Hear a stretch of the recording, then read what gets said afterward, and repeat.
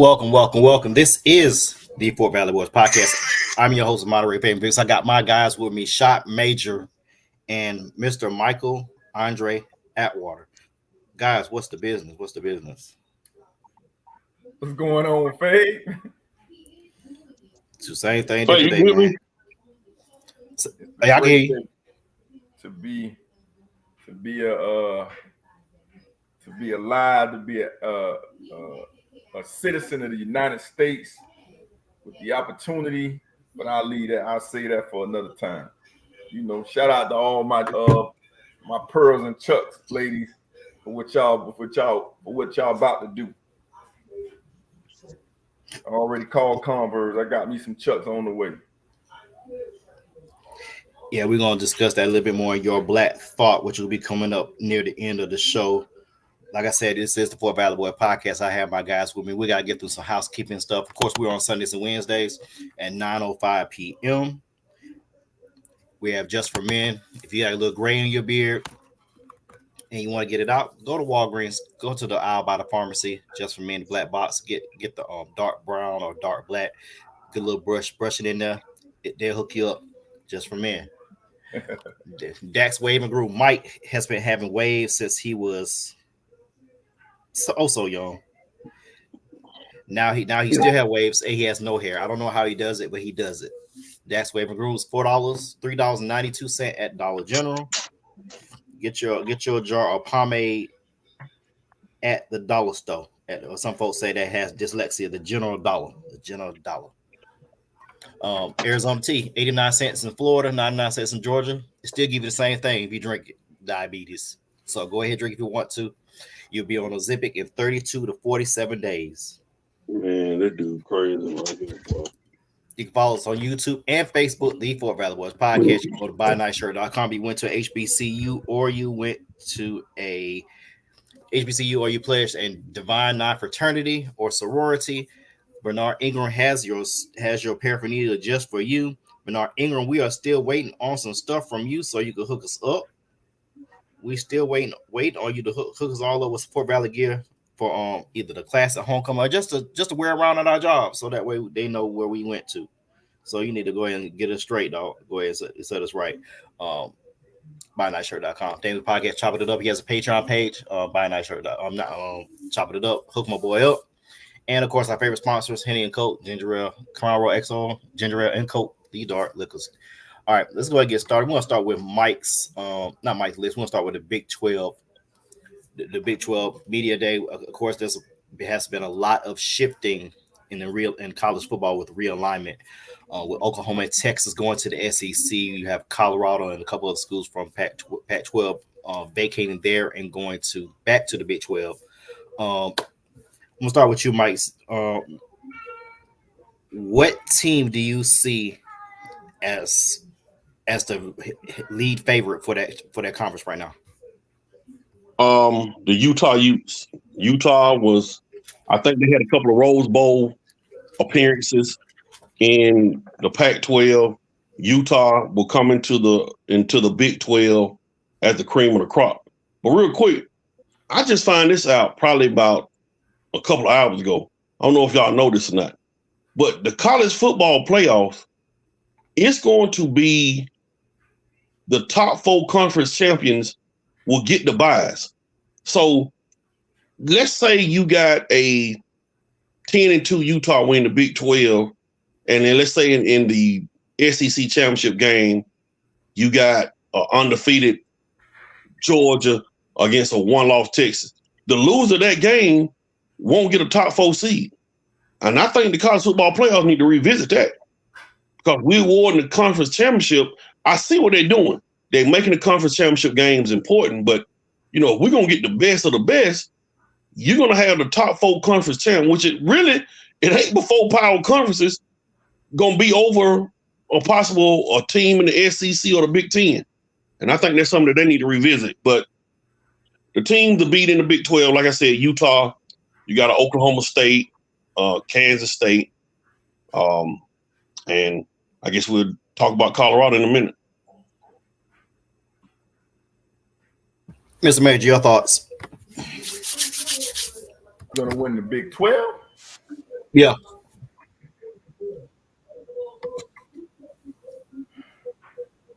Retro, did you know that about the college football playoffs? Yeah. That the conference champs will get the top 4 seed? Mm-hmm. Yeah. Who's in the Big 12? Arizona Ratio, State. you have Utah. You got Utah, Arizona State, Colorado came from the Big 12. You got BYU, Houston, UCF, Cincinnati. Then you got Texas Tech, TCU, Baylor, Iowa State, Kansas State. Those are the teams in the Big 12. It's 16 teams. You said West Virginia? Question. Or West Virginia. It was a rhetorical question. Like, nobody cares. Nobody cares who's in the Big 12.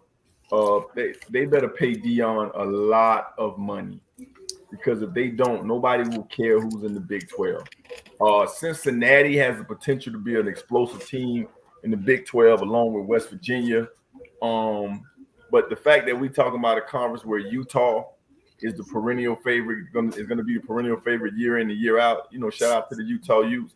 But nobody. There's nobody in the Big 12 that catches anybody's eye. Hopefully Shador and Dion will give people bulletin board material. But there's nothing in the Big 12. Shout out to my dope producer Anatoly, just got in the building. Corey Green. What's going on, fellas? Glad y'all can jump on the show. Oh, my fault. I ain't mean to overlook my guy Mark Fred Johnson. I ain't mean to overlook Mark. What's happening? I will tell you this about the Big 12. The Big 12 is going to probably be the most entertaining out of the 4 conferences. You're going to get you a lot of high-scoring games and that kind of thing. The Big 12 is going to be entertainment purposes. Best believe that. Yeah. Shout out Reverend Tick. I appreciate you, Tick. I appreciate it. Somebody asked me to take a math test the other day. Help a kid out. I told him, nah, let me call my Reverend Tick, but you ain't him. So I guess God had you working. It's okay. It's okay. I'm going with shot. Who gives a damn? I mean, if I had to pick one, if you force me to pick one, I'm going to go with Mike Gundy maybe. Or Utah, because Utah has a solid program. Arizona, they did go. I think they went 11-1, but they lost their coach to go to Washington, I believe. Am I correct? Correct me if I'm wrong, Mike. Yeah, Arizona coach went to Washington. Jed Fish, wasn't it? Yeah, Jed Fish. Yeah, but they ain't going to go 11-1. They ain't go 11-1? Arizona? Yeah, you sure about that? Let's check it out. And say if Arizona would have went 11-1, they would have been up there in the running with Washington and Oregon in the Pac-12 last year. Might have been 10-2. Okay. 10-3, my bad. I was close. 10-3. 10-3. Okay.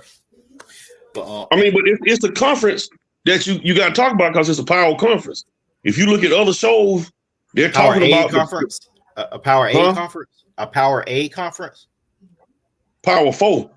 No, a Power 8 conference. Watered down. No. Hey, it's a power conference. I tell you this, the Big 12 to me, the problem with the Big 12, it ain't no big names in it. The Big 12 ain't too far about in the same boat with the ACC. Like the SEC and the Big 10 are way ahead of the other two. But the ACC and the Big 12, they about in the same boat. I'll say that. No. There's actually a national champion in the ACC in the last 5 years. Oh. Who is that? Clemson. That would be Clemson. No. My dope producer say the Big 12 better than the ACC. That's cap. And I know I'm too old to be saying cap, but that's cap. Shout out to my man Paul. I see him in the building, man. One of the best artists that I know personally anyway. Shout out to my man Paul. Glad to have you on the show, my guy. Appreciate you. You take out Florida State and Clemson, he ain't lying. Nah, I take Florida State, Clemson, Miami, and North Carolina to do numbers in the Big 12. Hey, wasn't Utah in the Rose Bowl a couple years ago? They pushed Ohio State to the. Wasn't that the game with Ohio State when C.J. Stroud threw for about 500 yards? When they playing Utah? I thought it was Dwayne. I thought it was Dwayne Haskins. Yeah, nobody's dissing. You know, Utah's actually a good team now. Yeah, they went to the Pac-12 championship 2 years in a row. Beat USC 2 years ago, right? Yeah, but you missed me after that.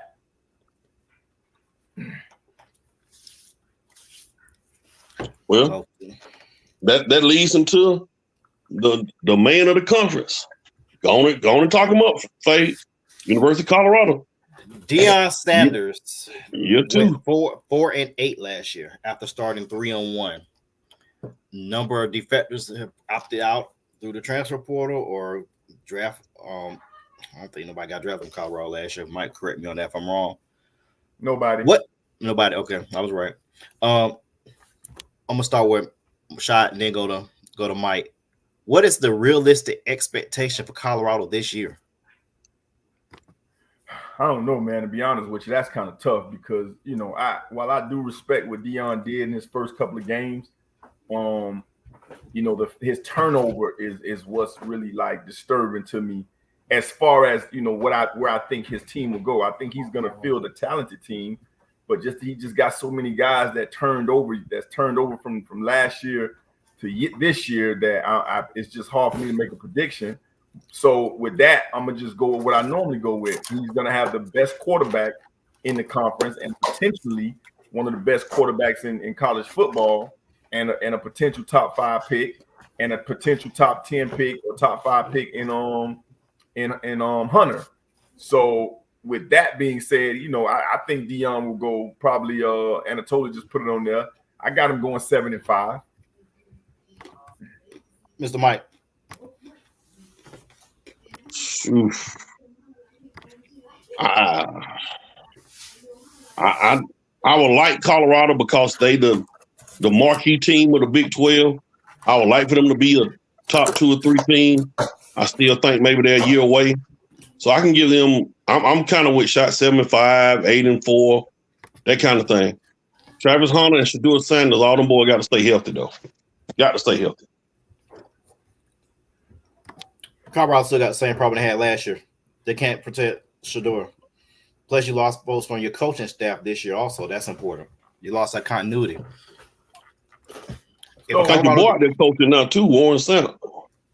Yeah, that don't mean nothing. So the comments is actually kind of interesting. So we got my man Paul saying that the message got stale, which I can agree. I can agree with that. The message is kind of stale, but it's still Deion. He'll find a way to light up the room. But then Fred also made a good point where if they're bowl eligible, there's nobody that's a better salesman than Deion. I mean, think about it. Now, you can say what you want, and I'm a UM fan, I eat a shirt, but if you go after 2, if you're bowl eligible in your second year and you up to 7-8 games after winning 1 game 2 years ago. Now we could say what we want, but in other places, that's coach of the year material. In other places. To go from 1-9, 1-10, 1-11 to 4-8 to maybe 8-4 and bowl eligible with a potential Heisman Trophy New York invite and and 2 potential top 10 draft picks. Come on now. So Fade, this is what I want you to do right now. I'm gonna read this schedule off the Shot. Whatever Shot say this they record is, write it down. Let's revisit in December. Okay. North Dakota State they open up with Shot. When? Nebraska. In Nebraska. When? Win for Colorado in Nebraska? Yeah, it's Nebraska. Okay. All right. At Colorado State. When? So we 3-0. Baylor at home. Probably a loss. Central Florida, UCF. At UCF. Loss. 3-2. Kansas State coming home October 12th. I don't know. Is Kansas State any good? Like it is the Big 12, right? Yeah. Yeah, Kansas State. What 2 years ago won the Big 12, I think. Yeah, they beat TCU. I don't know who Kansas State got over there. Who's at home? Colorado at home. Call it win. That's what's that? 4-2. 4-2 at Arizona. Kansas State was 9-3 last year. Kansas State went 9-3. Yeah, last year. Okay, so yeah, I still at home. We'll go Colorado. Arizona, I'm gonna go Colorado. At Arizona. Colorado. So 5-2. At home against Cincinnati. L. Woo. All right, 5-3. Texas Tech at home. L. That's away. That's away. That's at Texas Tech. Oh, excuse me. Yeah, Texas Tech away. I'm sorry. L. 5-4. November 16 against Utah. Hell. 5-5. November 23rd against Kansas. Win. 6-5, and they finished against Oklahoma State. Win. So he said 7-5. That's bowl eligible. Exactly. Exactly. As long as he get bowl eligible, he'll be in the running for USC job next year. I think they're gonna take one on the chin against Nebraska though. At Nebraska. Kyle Ross ain't gonna forget what happened So to him. Anatoly, he's talking. Anatoly brings up a good point. I don't know if it's one we should talk about just yet.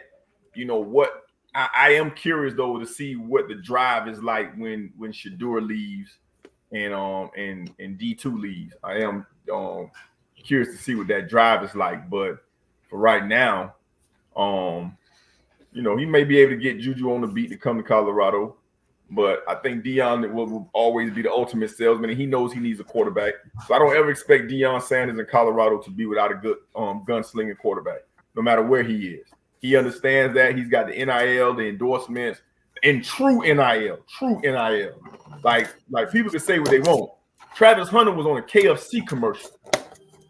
Everybody talk about NIL and packages and stuff. He is true NIL up there in Colorado. And Paul Lasor also said expectation became unreasonable. Let me just say this right quick. Last year, we didn't expect Colorado to go 10-1, 10-2 last year. There's no way. You had to build that culture. Problem is, Colorado has not been relevant since Cordell Stewart and Bryant Westbrook in the 90s when they beat Michigan on a Hail Mary. They haven't been that relevant. Even when Rent Newhouse came back as coach, they were not relevant. So I agree with Paul. The expectations were utterly ridiculous, to be kind. For him to go 4-8 last year with that roster and that type of turnover, that was a miracle. I would have thought he would have won 3 games last year, but he won 4. We lost 7 of the last 8. Then this year, you're going to a whole nother conference, going back to the Big 12. I don't even see you going 7-5. I only see you going 7-5, so I maybe 5-7. I think 5-7. Well, I tell you this, he go 5-7, and all y'all new Colorado fans don't buy no more paraphernalia. He go 5-7. So let's go. Just don't see it. All right. Next topic is Mike's BS list. Top 25 teams in the last top 24 teams in the last 24 years. I did 25. I guess it got cut off at the bottom. I saw that too. Yeah, but look like the Diamondbacks, Major League Baseball, or the Yankees. No, it was the Seattle Mariners. 2001. They won 116 games. Did they win the championship? So I got the New England Patriots on here. They ain't won the championship. They not a great team. They won 6. The year they went almost undefeated, they still was a great team. Were they not? Yeah, they were. But you still got UConn up here with 10 championships up here. That's more than one team technically. But we'll get to your list anyway. That's semantics. Go ahead. So what we do on here, we have what we call a segment Atwater BS list where we talk about. Got something called 25 for 25. I didn't type it this time. It's the top 25 sports teams since 2000. Fabe, I want you to read it off because I didn't bring my list up. to the man cave. But I had it's teams. So go ahead and read. I don't have. So as Mike said, 25. He had the Mariners in 2001, where they did win 116 games, but they lost to the Yankees in the ALCS. You have Duke basketball 2001, the Pittsburgh Penguins. They went back to back that year. Those 2 years. The Tampa Bay Buccaneers 2002, one of the best defenses in this century. The Volunteers women with Candace Parker. The Houston Astros in 17, even though they beat no trash cans. Clemson football team 2018. New York Yankees 2000. That's a suspect. I would go 96, 98 Yankees, but that one made the list. And Georgia football going back to back. We're going to stop right there for debate. 17 through 25 shot. I can't see the list. Like, do you have like a dot cam or something like that where we could? Oh, you do? Wow. So what are we debating? 1 through 10? We start at 17 to 25.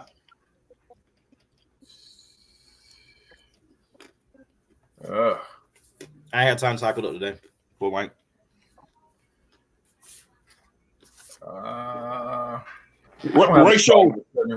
Ratio should teams be on the top 25 list if they haven't won any championships? No. Well, I mean, and I guess that Patriot team, I would put them. I can see them being on the top 25 list if they maybe lost in the Super Bowl or something like that, or lost in the championship game. They may be over there in 2021, but nobody remembers second place, man. I'm sorry.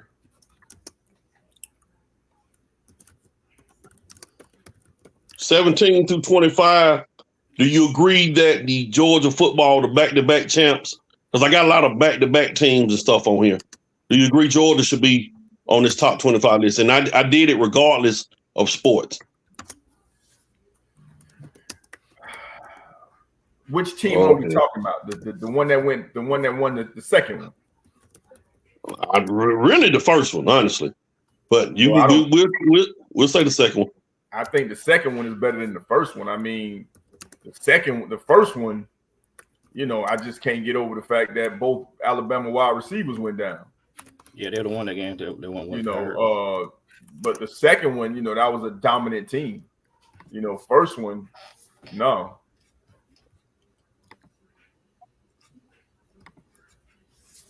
So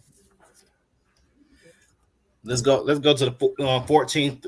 Let's see what we stopped at. 17. Let's do 11 through 16.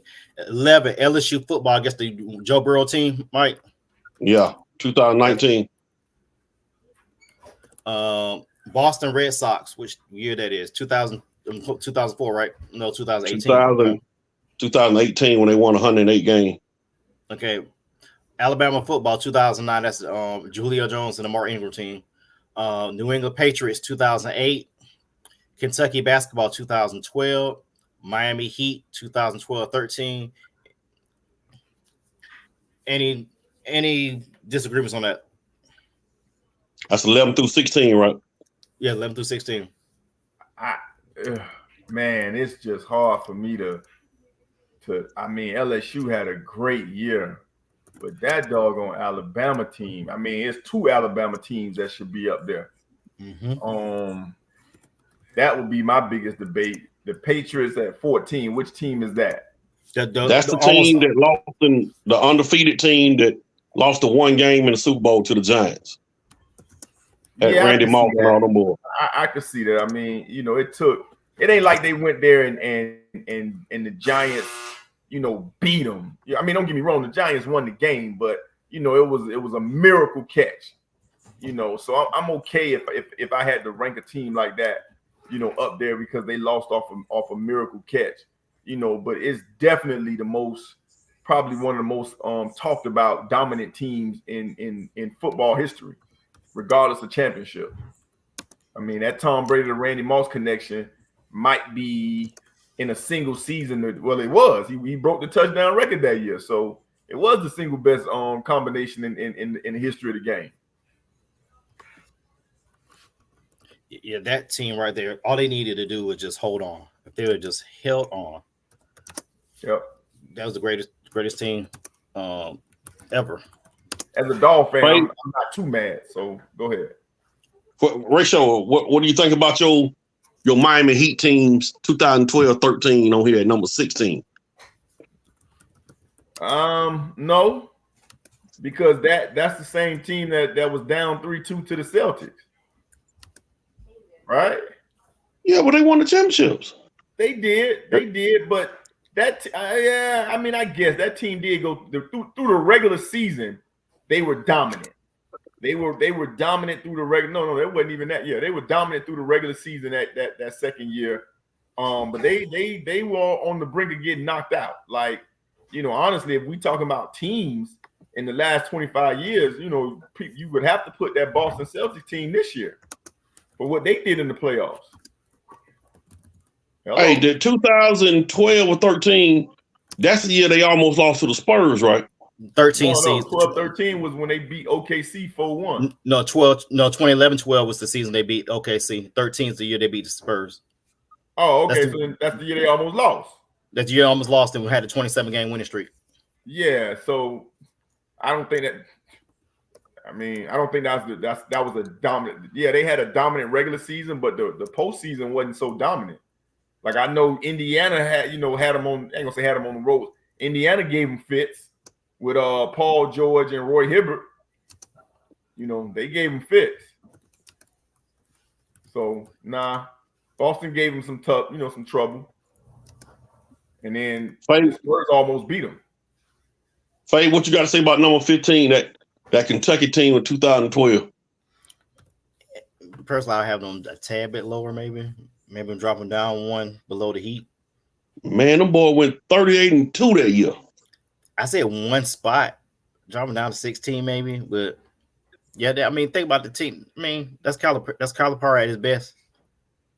Only championship he ever won, but that was him at his best. But that's the team ratio that had what? Anthony Davis. That was Anthony Davis freshman year.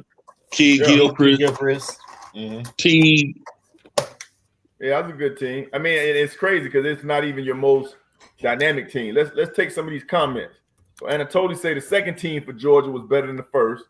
I think I agree with that. C. Green, pointed out that Brady threw 50 touchdowns that year. Did that break the record? That broke the record. Yeah, that broke the record. I mean, hell, Randy had 23 of them, didn't he? He had 23. That broke the record. Okay. My goodness. 23 touchdowns in one season?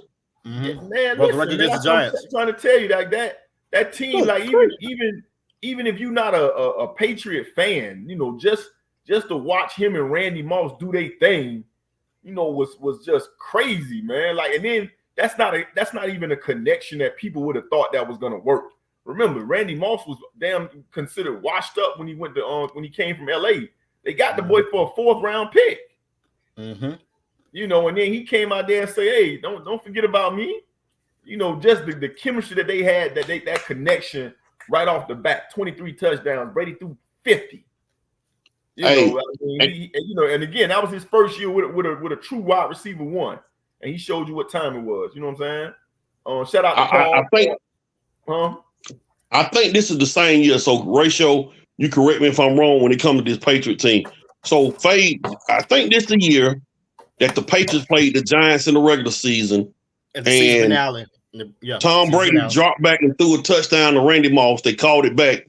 They came back the next play. Same exact play. And went to the same exact play. And I remember Ratio calling me like, man, did you just not see that? I remember that. Yeah. So I think that was the same year. Yeah, it was. It was. He overthrew him. He overthrew him, and he went straight sandlock. He said, "My bad, run it back." Like I remember calling you because I said, "Man, you had a strict contrast. You had Peyton Manning who come to the line and he do all these checks, and he say Omaha, and River Run, and all of that. And then Tom Brady came and he was mic'd up. He said, "Hey Wes, if he blitz, turn around, you hot." Like and I remember calling him, telling him he turned $1 billion industry where they thought it was so, was so sophisticated. He basically told the man, "Yo, if he blitz, just turn around right there." I mean, and he did. He just made it. Tom Brady simplified the game for them boys and just told Randy, "Go deep." Yep. Simple as that. Yeah, Mario just came on here. He broke it down. He overthrew him, and next play, run it again. That's street ball 1-on-1. Man, you overthrew me. My fault. Do it again. Come on now. That's Hey man, you know what kind of nuts you got to have to come back to the same play? Mm-hmm. Some big old one. So what y'all think about Boston? My man Paul on here saying Boston didn't face a healthy team. Does that matter? I think it does. Matter for who though? I think if the Pacers were healthy, I think they would have given them a little bit more run. Who they played in the second round, Mike? Cleveland. Yeah, I don't think it would have mattered. I mean, the Celtics would dominate the whole season anyway, so it wouldn't have mattered. The only team that would have beat the Celtics were the Nuggets. Yeah. That's the only team that would beat the Nuggets wet the bed. But Jamal Murray and Joker carried the team. So Jamal Murray was terrible in the last 3 quarters. And 3 through 8 off the bench were trash. Just that simple. Nuggets were the only team that would beat the Celtics because they beat them both times in the regular season. But then, when we thinking about this list and we thinking about the top teams last 20-something years, yeah, NBA-wise, they would be one of the top 4 or 5 teams. But when you think of all the teams, well, let's just get in that top 10. That top 10 teams all the time is crazy. So 6 through 10, Faye. Right there on the screen. U.S. South Carolina women college basketball this season went undefeated. USC football 2004, 2005 season. Florida men's basketball repeat champs. Florida football. I think the first year with Tim Tebow and Chris Leak, that's the team you talk about, right? I think it was 2008. 2008. That's the second year. That's the second championship. That was the promise season. And then the Patriots, they won 22 straight games between 2003 season and the 2004 season. Shot, your thoughts? Man, it was now that I'm not a hater, just thinking back to what Reggie Bush and USC looked like. Now that I'm not a USC hater and you can appreciate what they did, that was kind of special. Again, I don't root for nobody in Florida. I'm not a Florida Gator fan, but you got to give respect to them going, back to back. And, one of the first, if not the first team in history to have a football and basketball championship at the same time. So you got to give a shot. You said 6 through 10? 6 through 10, yep. Yeah, and then I think all of that's ranked accordingly. I would probably put USC in front of Don Staley and them team. But I got to give them kudos, for them calling it a redemption year, coming back, replacing the whole starting 5. So, I'm okay with that. I'm okay. They lost. Hey, did they vacate them wins for USC, or did they give them back, or what? I know they vacated them. I don't know if they gave them back. Remember, they took Reggie. Every game Reggie played in, when he had the mansion, they took away, if I'm not mistaken, and then took his Heisman. I just thought about something. If they would have beat Texas, they would have won 3 straight, right? 3 straight. Yeah, they won 3 straight. Yeah. Mm-hmm. Yeah, that's why I'm with you, Paul. You got USC should be right behind you. I agree with that. All right, let's go to the top. We're showing the top 5. Unless a team missing on here, but we're gonna get there in a second. UConn women's basketball. Basically the whole century. Oklahoma Sooners softball team, they've won 4 consecutive championships. The Lakers 3-peat with Shaq and Kobe. Hurricanes, that team, they had about 35 first-round picks. Yes, sir. On the team. There was only 30 picks at the time. And Golden State Warriors 2017. Go. Now, Golden State Warriors, I had them they back-to-back years. 2017 and 18 with Durant on it. But yeah, Miami Hurricane, they definitely in the top 5. And if it wasn't for that BS that next year in Ohio State, Miami might been ahead of the Lakers. They had 50 first-round picks on their team. Man, that was crazy, man. So yeah, that Miami team was fun to watch, fun to be down here. But man, go. I mean, you can't. First of all, shout out Fade for putting UConn women's up there and Oklahoma. You know, shout out to giving them ladies the respect that they deserve. Because you could take any one of them teams. I mean, Diana Taurasi, Rebecca Lobo, Maya Moore. Like when you start talking about women's basketball, you know, shout out to UConn. I don't know anything about Oklahoma, but I did see them one of the games early this year. And just in hindsight, you know, Shaq is arguably, you know, which you really shouldn't be argument, the most dominant big man, you know, in that played the game. And we know, you know, Kobe's, you know, considered top 5. So the fact that those two was on the same team, I would probably push that Laker team above the rest of them. You know, and then dang, that Golden State team with KD and Steph and Clay, man, that was poetry in motion right there, man. That was dynamic. They can say what they want about KD, but he went to the next man team, but he was the man when he went to that team. He didn't go to that team and be Robin. He went to that team and was Batman. Batman, yeah. From the day he got there to the day he left, he was Batman. So they can say what they want. He didn't go there. He may have gone there looking for help, but he didn't go in there to help nobody. He was Batman from the day he got there. Y'all got any issue with that top 5? Because I when I put the UConn women up there, from 2000 to now, they got like 11 championships. They had a stretch from, I think, want to say 2013, 2016. They went 151-5, I think. 5. Yeah, that's ridiculous. And I think four of the years with Stewie played, they didn't lose a game, if I remember correctly. Tick said they gave Reggie his Heisman back. I do remember that. Mm-hmm. You know, especially with NIL being what it is. Mm-hmm. And Mario dropping some hurricane nuggets because Miami got screwed that year. I believe that was 2000. Might have been 1999, Mario. So I don't think that count.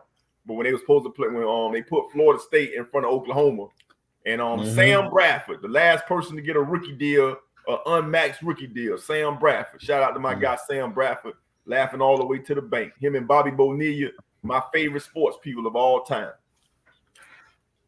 Bobby Bonilla get $1 million every 4th of July for the next 4th of July, June 1st, something like that. July 1st, all the way to 2032. July 1st, all the way to 2032, 2034, something like that. Ooh, Bobby Bonilla, baby. There's one team that you left off of here, Mike, that might be recency bias, but I can't quibble with it. Las Vegas Aces. Them two. So you got 2 teams on here that you left off. The Huskies, the men's team, the last 2 years. I thought about them.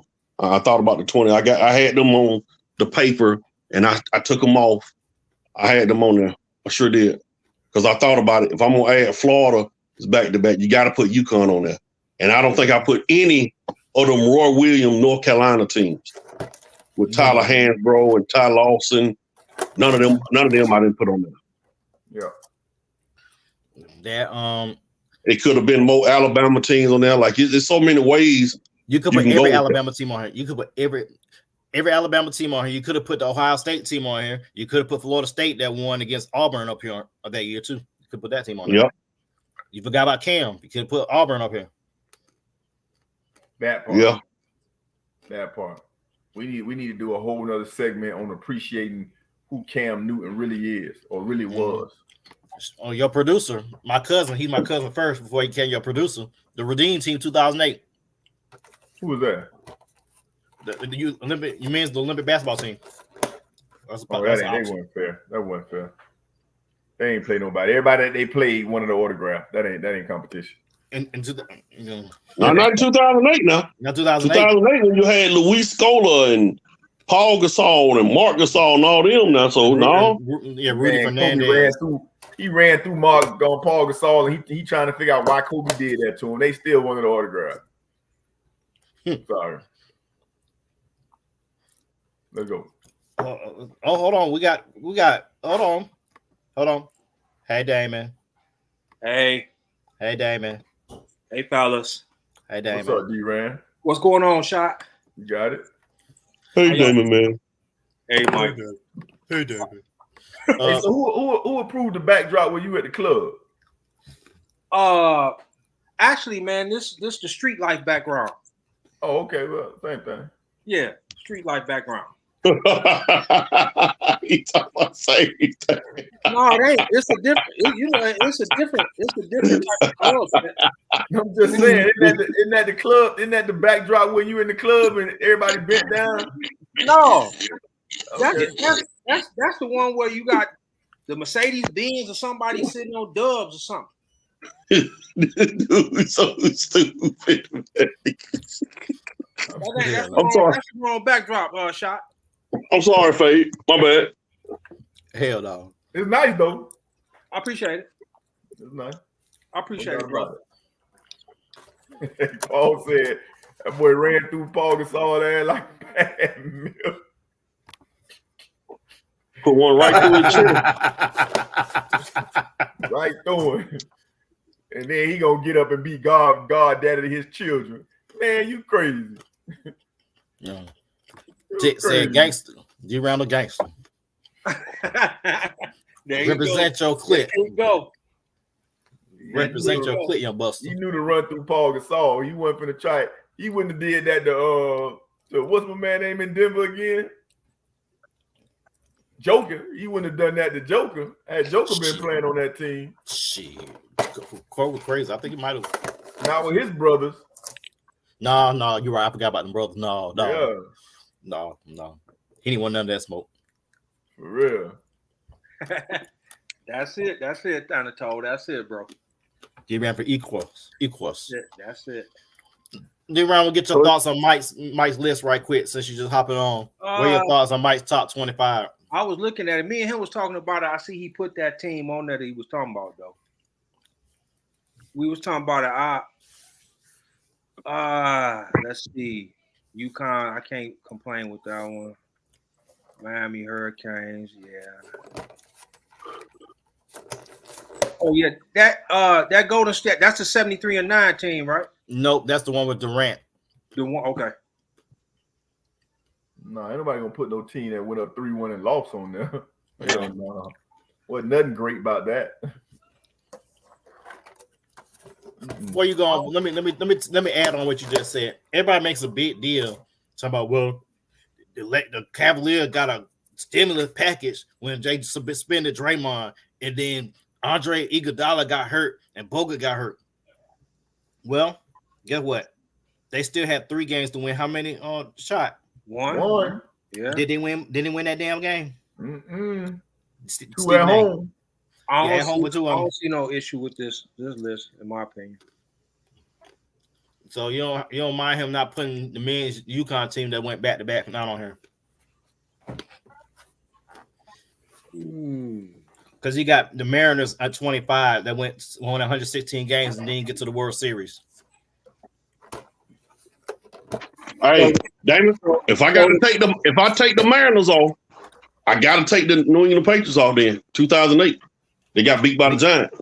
At least they went to the Super Bowl though and lost in like the last 20 seconds. The Mariners didn't get a chance to play for a championship. They didn't win it. It don't matter. Like Brandon say, The caveat was almost championship. hey, like Brandon say, almost doesn't count. So they both got to go then. That's fine. I can live with that. We'll get an argument from me. Right. So okay, if that's the case, yeah, you could tell. Where would you put that back-to-back UConn team? Would they be in the top 10? No, they're gonna be the top 10. They're gonna be the bottom 8 because it's still playing right now. Just like the Oklahoma Sooners team. They went 4 in a row. That's the only reason I won't argue with Mike them being number 2. I'll put them ahead of the Astros because the Astros cheated that year. They won the championship. I would drop the Astros down. So And the 18 and the 2000 and number 18 with the Yankees at 2000. That wasn't even their best team. Their best team was in 98 when they had won 115 games that year. So I wouldn't be honest with the Yankees. They won that season. No, Joe Torre had cancer in 99. So yeah, that team wouldn't even be on this list. They'd probably be at 26, maybe 25. But and it's nitpicking a little bit. Mike actually did good on this list. I mean, you could have another Alabama team over here, 2015 Alabama, 2013 Alabama, 2012 Hey, Alabama. let's let it be known real quick. Ratio and Anatole were talking about 2022 Georgia team was really better. Let's let it be known now. That 2021 Georgia team, the one that had all them 6 or 7 first rounders on defense. Lewis Seen, Jordan Davis, Nakobe Dean won on first rounder. You had Ringo, you had what's the corner? You had the cornerback. Well, Tyson Campbell was on that team. So, no, I know. I said Ringo won the first round. But I'm talking about the defense in 2021. That's the one that had the studs. You had Trayvon Walker. So it ain't been clear. Huh? Isn't that the second team? No, Jordan Davis and Nakobe Dean was on that first team. They was on the second team. No. When they on the second team? No, they wasn't. Okay, Y'all got right. drafted. Goldie said, Goldie Miles said could put F13 FSU. I said that a few minutes ago. They could put that on there, put that team on there. He could have put you're right. after that. Shout out to my guy T Mizzle. Yeah, but bro, I mean, I don't want to because we still got more on the script, but like, come on now, we can talk about Georgia 5 years from now, but in recent memory, they didn't have nobody in the whole great state of Georgia that was trying to cover Jameis Williams. Nobody. Hey, let me rebuttal that since we in a debate mode. Let me give you a rebuttal, candidate Major. Every team or most teams have had some kind of luck on the way. If we're gonna talk about 2019 Alabama, let's be clear. If Colt McCoy don't get hurt, that could be a different game. Texas may have a chance against Alabama, but Colt McCoy went out that game. Some of these other teams on here, y'all was just talking about Draymond and all that with Golden State. So some teams need luck to win championships. Some teams have to get different ways to win championships. And there's a couple of more teams on here that, hey, if it wasn't for this or wasn't for that, they might not have been on here. Remember, this USC team that we're talking about, that same year, they kind of lucked up and beat Notre Dame right at the end of the game. They did. But you're absolutely right. But in this particular, which is why I said in 5 years, when nobody's thinking about that, then you got to get that Georgia team as props. But in recent memory, they had just beat the brakes off of them 2 weeks before.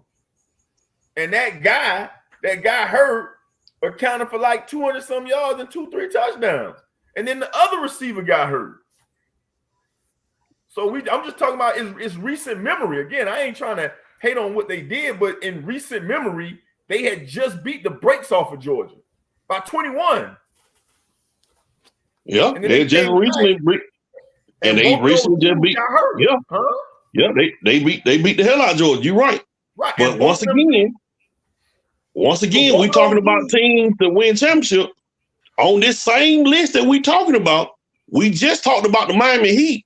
That without that Ray Allen 3-pointer, they don't win one of them championships. Or Boston had them down 3-2. Right. So, I mentioned that though. I mentioned that. No, that's what I'm talking about. So I'm saying to say this: a lot of these teams on this list, championship wise, they need a little luck or need a little here and there to win to get what they got. That's all I'm saying. I get what you're saying about Georgia lost 2 weeks early to Alabama. I understand that. But if we're going to talk about Georgia losing to Alabama or possibility of not winning that championship with the injuries to John Mechie and Jameson Williams, you got to look at some of these other teams and stuff they went through too. Like I said, just talking about the Heat. Ray Allen don't hit that 3. Miami Heat got 1 championship. Well, LeBron got 1 championship in Miami. So I'm just using that as an example. But Ray Allen made a play. He made a play. This kid went down and he was cooking before he went down. So then we need to say that the next year for Georgia too, when Marvin Harrison went out and Georgia barely beat Ohio State 42-41 in the Peach Bowl. We need to say the same thing for that too then. I mean, because when Marvin Harrison was in the game, he was killing Georgia. Hell, you brought it up. Like, I actually forgot about that, but that's a good point. And again, it doesn't take away from the championship. Nobody's saying that. But if you ask me, and I'm talking about that Georgia team, I'm saying the second team is better because the first one was not more recent, but people that watched it it's not often you lose to a team and then come back and play them again, and then you beat them. And now they had beat them full strength, or if it was a close game 2 weeks before, then that's different. But it was a blowout. Yeah, it was a blowout. So, but once again, they had to get something to fall their way to win it. Absolutely. Some of these other teams, went through the same thing. Texas could have beat Alabama if Colt McCoy don't get hurt that year. So it's an if what's the saying? If was a fifth, we'll all be drunk. Okay. And now that I'm thinking about it, and I know we got to go on, that Miami team we talking about 01, didn't they almost lose to like Boston College or somebody that year? Like Ed Reed had to get an interception to seal the game, didn't he? Well, they was driving, but they still had to score. So it was a close game. They actually had 2 close games that year. They had that game against Boston College, and then they had the drop 2-point conversion by Georgia Tech in Virginia. But again, the championship game was a blowout. So, like I said, good list, Mike. Not bad. A couple teams could put on there, but it is what it is. Mariners team just rubbed me the wrong way, but then you got to take the Patriots off, which I still don't have a problem with. But if my aunt had balls, she'd be an uncle. She'd be a hair. She should be, well, she'd be a hermaphrodite though. But yeah. Oh man. Wow. She would be, yeah. That's true, Paul. It's true. This is our last segment of the show. We usually, if it's a sensitive subject or a subject we want to broach as a collective on the show, we call it a Black Thought. Can y'all hear me? Yeah, we can. Yeah, we can hear you. You froze a little bit. My we can screen froze. Okay. Well, we can hear you fine. Okay. So, usually we say these moments for he'll come right back for something in America, or he's our resident poet laureate, referee, administrator. Let me put my disclaimer. He's a great dad, father, businessman, referee, academic, and a true treasure to the show. He's a great father, great husband, great son, great family member, great administrator, great referee, and true entrepreneur of life. Come with the Black Thought is Horatio Major. Man, I came in at the wrong time, but I know why I wanted laughing. I'm coughing. I got COVID. I'm coughing. Listen, I got chest pain. I say this when you say connoisseur of life, I think that's all of us, because everybody that's alive and has been alive for the last 15, 20 years, there's a saying that when you talk about your history and your heritage, it says for whose shoulders we stand on allows us to go farther and see farther. And that is without a shadow of a doubt true when we talk about the strides that our people have made. Going back to the Emancipation Proclamation, the battle and the fight for our right to vote. Being beaten and battered on the Edmund Pettus Bridge. Shout out to one of my favorite people, John Lewis, and the late great Reverend Dr. Martin Luther King. My idol, Malcolm X, who my son is named after. I'm fortunate that this group of guys that I'm with, we were alive to see the first African American president in Barack Obama, and we are at the cusp of history being made again. And this isn't even about me. It's not about us. We're older people. Everyone is doing well in their respective careers, but this is about little Black girls that will be able to look up and it's possible. What was once seemed impossible is now truly possible.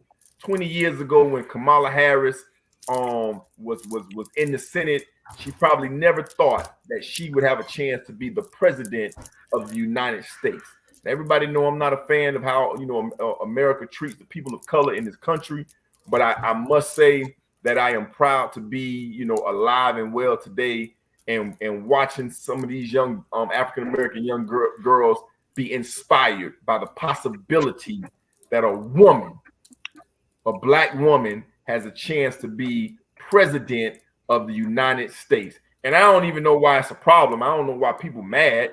I mean, black women have been holding down households for the last 400 or 500 years. So I don't know why there's a thought that a black woman couldn't actually run the country. They've been running households for the last 400 years. All the influential people that came today, even going back to slavery time, were nurtured by a black woman. Decisions were made by a black woman. If you're a strong black man in your household, the decisions are actually made by that black woman. So why not let that black woman run the country when she's qualified? Shout out to Kamala Harris. Shout out to my AKAs, them pink and greens, them frogs, them pearls and chucks. Do your thing, boo. That's my black dog. In the words of Incoming America, he ain't lying. He ain't lying, especially that mall part. I'm gonna tag, just put a small little tag on there.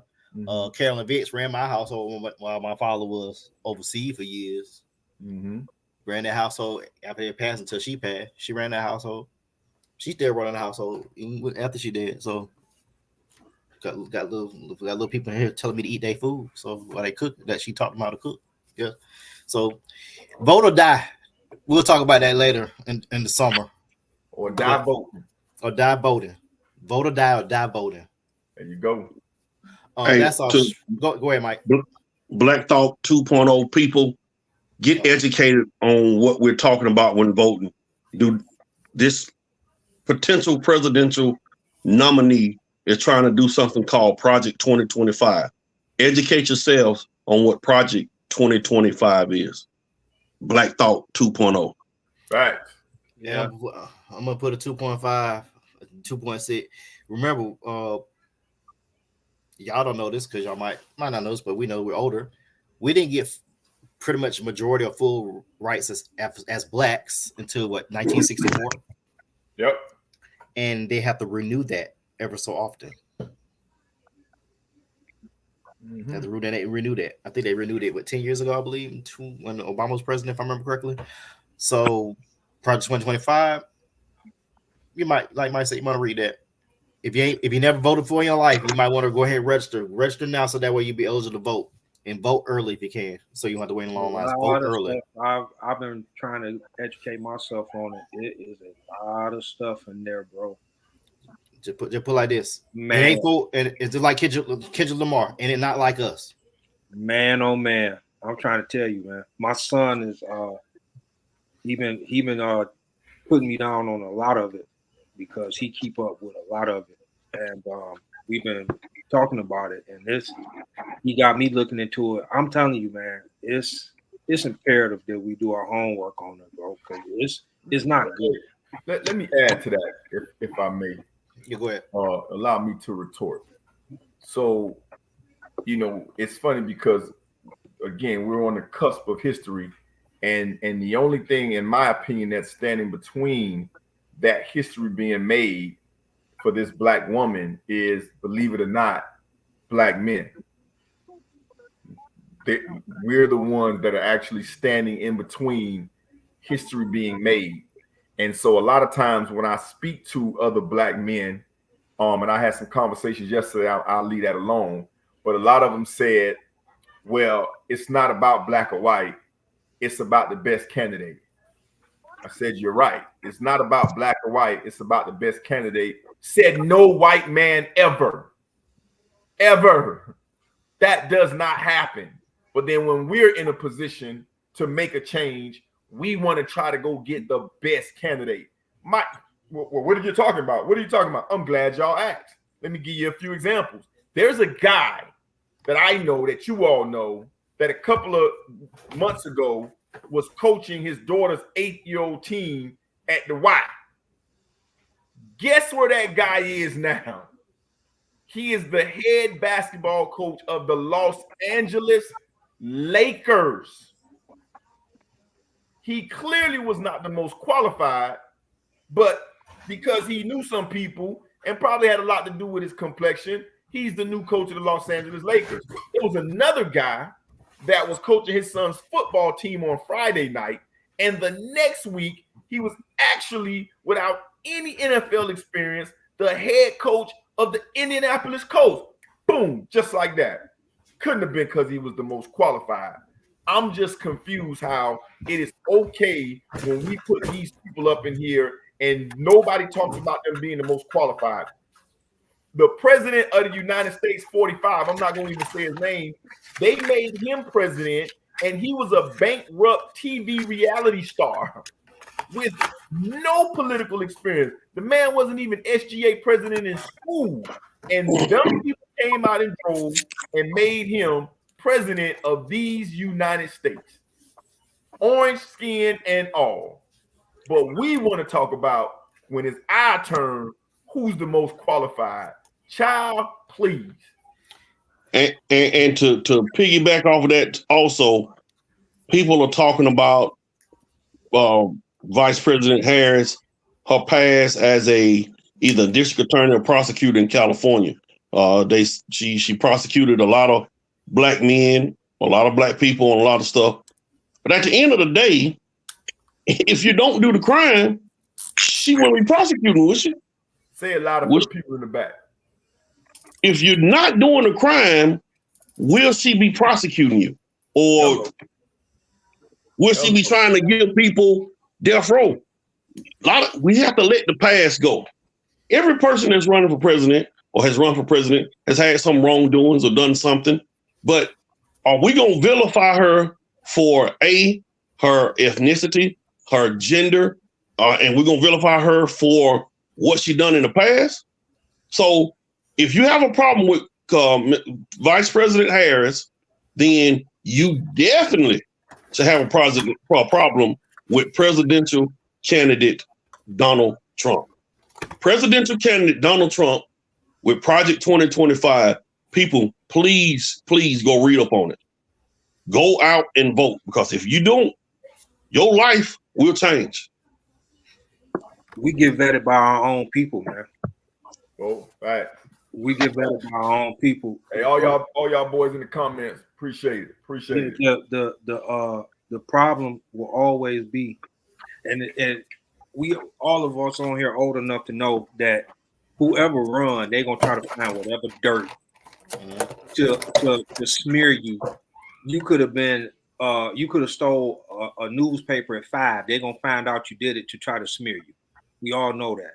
The thing is, with us, we don't have no problem betting at the wrong time, and we sure don't have no problem taking each other out at any time.